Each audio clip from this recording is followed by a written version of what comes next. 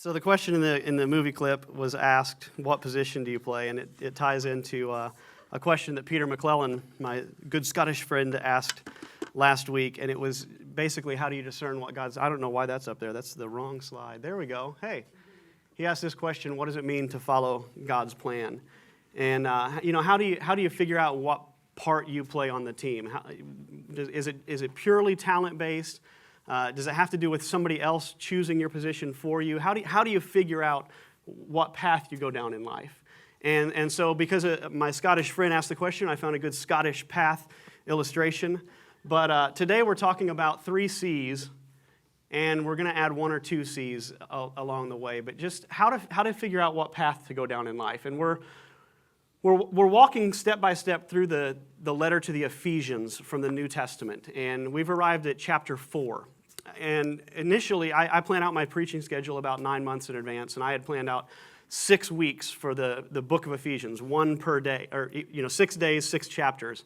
And we're six weeks in, and I'm on chapter 4, and so we're not going to make it to the end in the time allotted. We may pick it up again next year. But the passage that we're about to dive into says a whole lot about how to figure out what path to go down in life.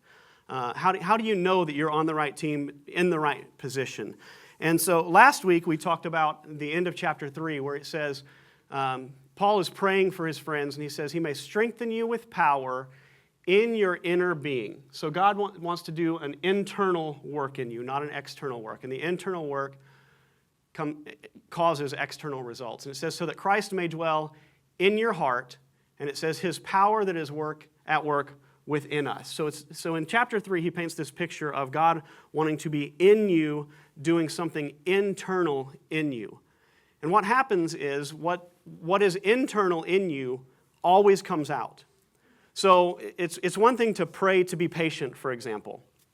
And you can in certain circumstances do things that require patience, but that doesn't necessarily make you a patient individual. You can be just really working hard to be patient. So when we talk about the gospel of Jesus, we're talking about him coming in and making you patient so that acts of patience are easy. Making you merciful so acts of mercy come easy. It's an internal work that God does in you. And then chapter 4 continues, and I'm going to read the passage and then we'll go back into it. So chapter 4 continues like this. Paul says, I therefore, a prisoner of the Lord, urge you to walk in a manner worthy of the calling to which you have been called, with all humility and gentleness, with patience, bearing with one another in love, eager to maintain the unity of the Spirit in the bond of peace. There is one body and one Spirit, just as you were called to the one hope that belongs to your call. One Lord, one faith, one baptism, one God and Father of all, who is over all and through all and in all. So let's back up and pull some things out of this. So he says, I urge you to walk in a manner. So he's gone from talking about an internal work, something inside that happens to you, to it becoming external. So Christ in you is what you see through this whole passage over and over, is in him, in him, in him.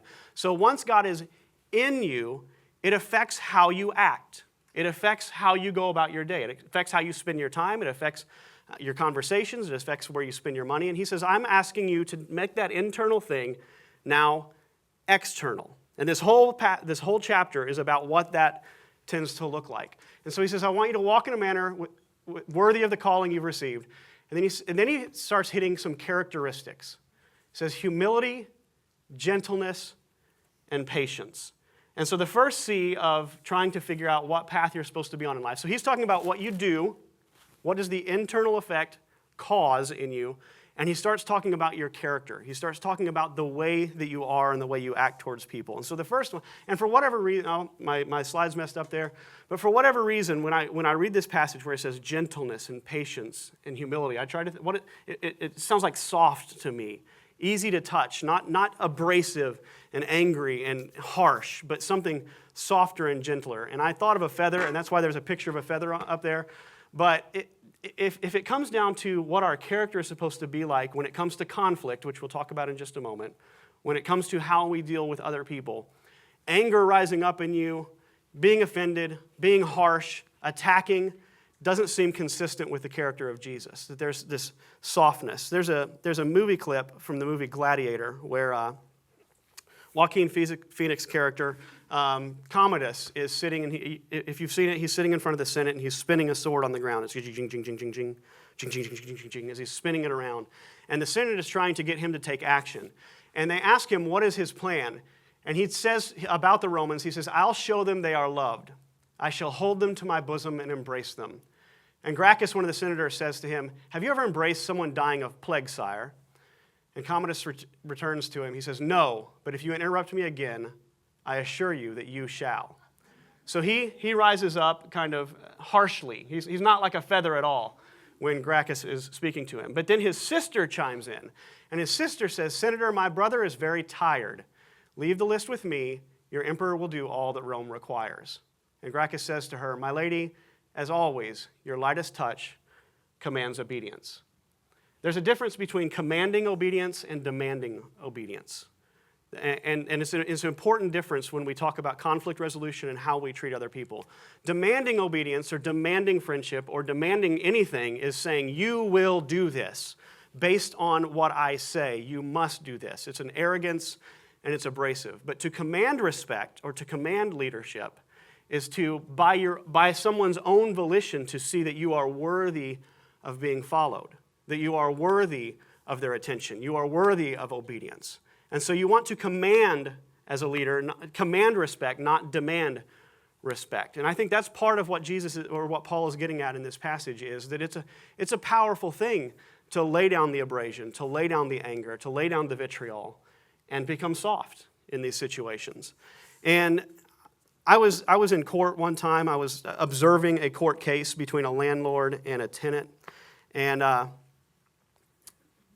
if you're soft when it comes to conflict and when it comes to your relationships with other people, better things happen. There's a passage, and I think I've got it on one of these slides here in a second. There it is.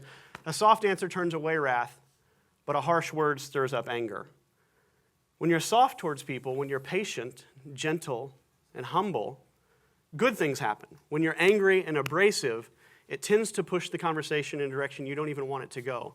So in this particular court case, it was a landlord and a tenant, and the tenant had been back on rent for several months and had pets in the rental property that they were not supposed to have pets. And so the landlord was making a case that they should have been basically trying to collect back rent and get them out of there. And the landlord was soft-spoken and came prepared with his documents and just stated his case, called the judge, Your Honor, and was respectful. And the tenant was abrasive and angry, and the tenant's mother, who was in the observation deck, started yelling at the landlord because it's pretty amusing, sort of. The tenant had left a cat in the property for like a week unattended. So the cat apparently had been drinking out of the toilet and was on its last leg, but as you can imagine, the property was pretty trashed. And the landlord brought this up, and if I remember right, had pictures. And the tenant's mother stood up in court and said, she would never do that. She's a good girl, and started yelling, and she wasn't even supposed to be speaking at all. And my impression was that this sat poorly on the tenant's case. I don't think the judge gave favor to the tenant as a result of the mom jumping up and yelling. And in the end, obviously the judge favored the law, and the law favored the landlord at that time. But if you're just sitting there listening to two arguments, let's say you go to a debate and you're debating creation versus evolution, for example. And the evolutionist is soft-spoken and nice, or vice versa, the creationist, because now some of you are getting your hackles all raised. The creationist is soft-spoken and nice. One of them is soft-spoken and nice and friendly and presents their case. And the other is angry and makes ad hominem attacks and attacks the person and spews vitriol. You're probably not even going to be able to hear their case very well. That's what you're going to see. And so in this passage, what Paul is saying is we've got a conflict here. Remember we were talking a couple weeks ago about how the Jews hated the Gentiles? I mean, they hated each other. Like you think we have racial divides in this country now, it was nothing compared to what the Gentiles and the Jews had in those days. They hated each other. But what Paul is saying now is let's transition from God wants to do an inside work in you God wants to do something in you, to now what it looks like on the outside. And the first things he talks about are patience and gentleness, humility. He talks about your character. So the first C of trying to figure out what this life looks like has to do with internal change and softness. Jesus said this in the Sermon on the Mount, the most famous sermon of all time: "Blessed are the peacemakers, for they shall be called sons of God." So the first C is character. The second C, he goes into, he says, there's one body, one Spirit, one hope, one Lord, one faith, one baptism, one God. Does anybody see a word repeated here over and over? So he's talking about people that are divided. There's this divide. It's a religious and racial divide in our society. And he says, you need to change your character to gentleness, patience, humility. And now we need to focus. He brings it down to one thing, one God, one church, one faith. Get away from all the peripherals and focus on one thing. So the second C is captivation. I'm not even sure if that's a word, but I'm rolling with it. I've got a son now who is a year and a half old, and he has, Chris Duke, you were with me a couple weeks ago. Our dishwasher stopped working, and it was flooded about this deep. And so Chris, the good friend that he is, we both got in there with towels and sopped it up and squeezed it into a bucket, and sopped it up and squeezed it into a bucket. And then we got the right tools out and disassembled the entire dishwasher, and that didn't work. So I pulled the dishwasher out behind, and I was looking at all the drainage lines and getting up in the sink and the drainage lines that run there, and just took the whole thing apart and coming up empty. And afterwards, after Chris was already gone, realized that the reason it hadn't emptied is because my 1.5-year-old son had hit the pause button halfway through the cycle.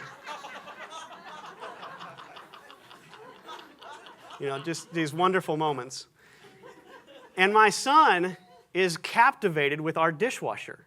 I mean, that thing, if it starts up, he runs to it and he wants to hit the buttons that are going. And here's what he's doing now. My wife just told me this week. He pauses it and waits. And then when Kara comes over and restarts the cycle and it fires up, there's water that you start hearing, he goes, and he gets super excited. And that's kind of why I have this picture here. Kids at a parade are captivated. There's something in front of you that makes you go, and that's what Paul is saying. He's saying, forget all this other peripheral stuff. Forget all these side issues and forget the racial divide and focus. There's a God that came for you. And it's worth going about. And when you're trapped in that captivation of who God is, when you've got that second C in your life, things start to change for you. It's external things start to happen. In Mark, it says this, the most important, so somebody asked Jesus, what's the greatest law? He says it's this, it's the Shema of Israel. It's the prayer that every good Jew knew how to pray. That's what Jesus repeats to them. The most important command is this: Hear, O Israel, the Lord our God, the Lord is one. Love the Lord your God with all your heart, and with all your soul, and with all your mind, and all your strength. I heard this quote recently. It says, when you delight yourself in the Lord, His word and His ways become the focus and foundation of your life. So you could almost say that captivation is you could describe it as undistracted. So the difference between these kids and this kid, I'm suspecting just even in their behavior following these pictures, if you take the behavior of these kids following and the behavior of this kid, I'm just guessing that what happens internally is more beautiful in these kids. To be undistracted, to be captivated, to have your attention focused in one place, that is a huge part to walking this path that God has for you. You can't be scattered all over the place. You can't be focused on media all the time, or focused on your hobby all the time, or focused on climbing the corporate ladder, or whatever it is that becomes an idol to you, that becomes the focus of your attention. That's taking attention away from what you ought to be captivated with. And being captivated is a huge part of walking this path. And then Paul goes on. So in this same passage, he says humility, gentleness, and patience. And then he says bearing with one another in love. So patience, to be patient with someone requires, somebody says, one is a servant who only stands and waits. And so to be patient with someone requires some behavior on their part that you're having to hold yourself back because of. When he says bear with one another, you notice he does not say agree with one another. He doesn't say you got to work hard to make sure everybody thinks the same thing, that everybody worships the same way. This was a huge part of this schism between the Gentile Christians and the Jewish Christians, is how do we worship? What do we do? Do we have to be circumcised or not circumcised? Which is kind of a big deal, right? Can I eat pork or do I have to leave the bacon alone? Also kind of a big deal, right? So they're asking this question of how do we worship? And there's two sects, there's two camps, and they're arguing about it. And he says, bear with one another. He doesn't say figure it out. He says, focus on the one thing. Focus on what you should be captivated with, the God who came to earth as a man. And then he says, eager to maintain the unity of the Spirit in the bond of peace. Again, we're talking about peace requires two sides coming together. He's not saying you have to agree on everything, but you should be eager to have peace between those of you who have disagreements. He continues. He says there's one body. And when he refers to the body, he's talking about the church, ecclesia. He's talking about the people of God. So he's saying, here's the Jews over here that say you shouldn't eat pork. And here's the Gentiles over here that say bacon is just fine. Here's the Jews that are saying you need to be circumcised. Here's the Gentiles that are saying no way, no how, it ain't going to happen. And he's saying there's one body.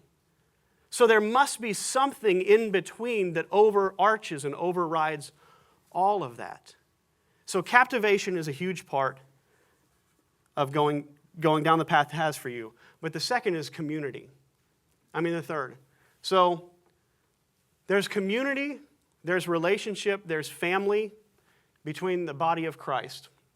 He continues in this long passage, and I'm going to fly through it. Grace was given to each one of us according to the measure of Christ's gift. So he's talking about diversity here, diversity in the church. Therefore it says, when he ascended on high, he led a host of captives, and he gave gifts to men as individuals. In saying he ascended, what does it mean but that he had also descended into the lower regions, the earth?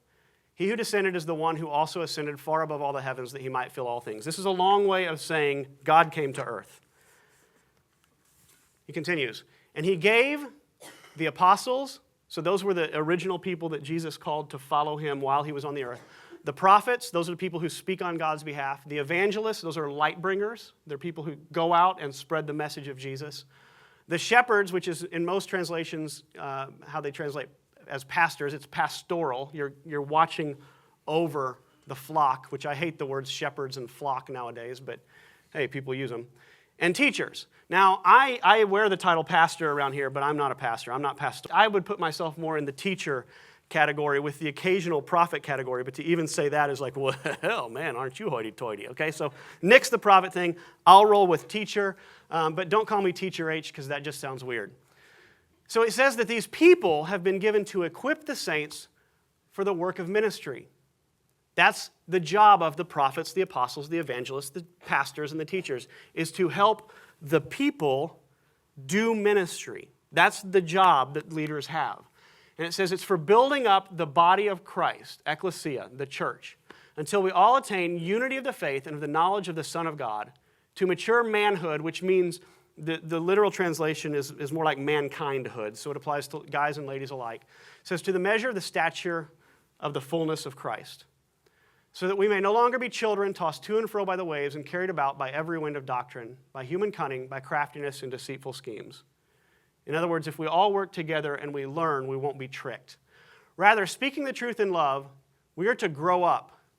There you go. That's something you don't hear people say to one another very often. Grow up.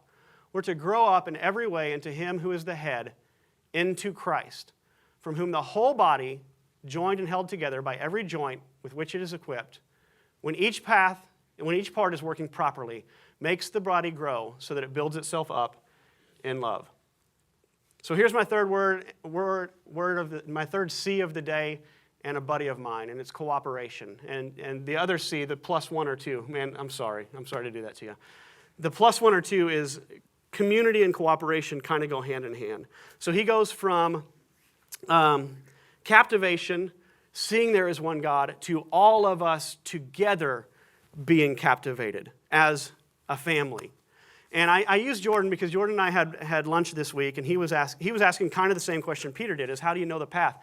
Or more to the point, this sense that I'm not where I'm supposed to be. And we all have that in a certain way.